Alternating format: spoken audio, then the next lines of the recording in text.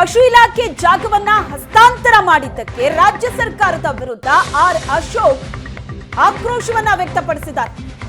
ಪದೇ ಪದೇ ಅಲ್ಪಸಂಖ್ಯಾತರ ಓಲೈಕೆ ಮಾಡೋದು ಸರಿಯಲ್ಲ. ಸರ್ಕಾರದ ಆಸ್ತಿಗಳನ್ನ ಅಲ್ಪಸಂಖ್ಯಾತರಿಗೆ ವರ್ಗಾವಣೆ ಮಾಡ್ತಾ ಇದ್ದಾರೆ.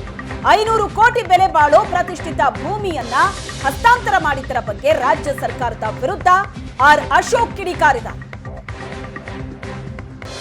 ಸುಮಾರು 500 ಕೋಟಿಗೂ ಹೆಚ್ಚು ಬೆಲೆ ಬಾಳುವಂತ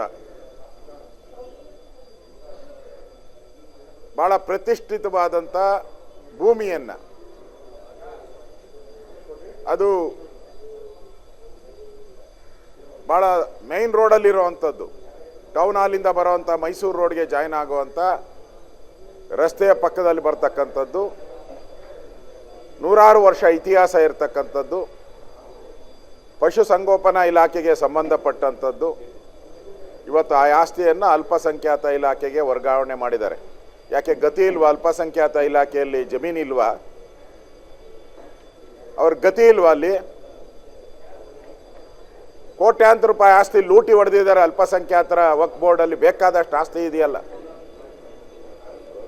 ಅದನ್ನು ಬಿಟ್ಟು ಈಗ ಪಶುಸಂಗೋಪನಾ ಇಲಾಖೆಗೂ ಲೂಟಿ ಮಾಡೋಕ್ಕೆ ಹೊರಟಿದ್ದಾರೆ ಅಂದರೆ ಇದು ನಾಚಿಕೆಗೇಡಿನ ಸಂಗತಿ. ಕರ್ನಾಟಕ ಸರ್ಕಾರ ಈ ಥರ ಅಲ್ಪಸಂಖ್ಯಾತರನ್ನು ಓಲೈಕೆ ಮಾಡಿ ಈ ಆಸ್ತಿಯನ್ನು ಲಪಟಾಯಿಸುವಂಥ ಕೆಲಸವನ್ನು ಮಾಡಿದ್ದಾರೆ. ಒಂದು ಕಡೆ ದೇವಸ್ಥಾನಗಳ ಹುಂಡಿಗೆ ಕನ್ನ ಹಾಕಿದ್ದಾರೆ. ದೇವಸ್ಥಾನ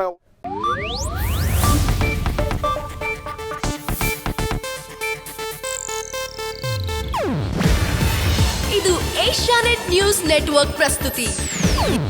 ನೀವು ನೋಡ್ತಿದ್ದೀರಾ ಏಷ್ಯಾನೆಟ್ ಸುವರ್ಣ ನ್ಯೂಸ್.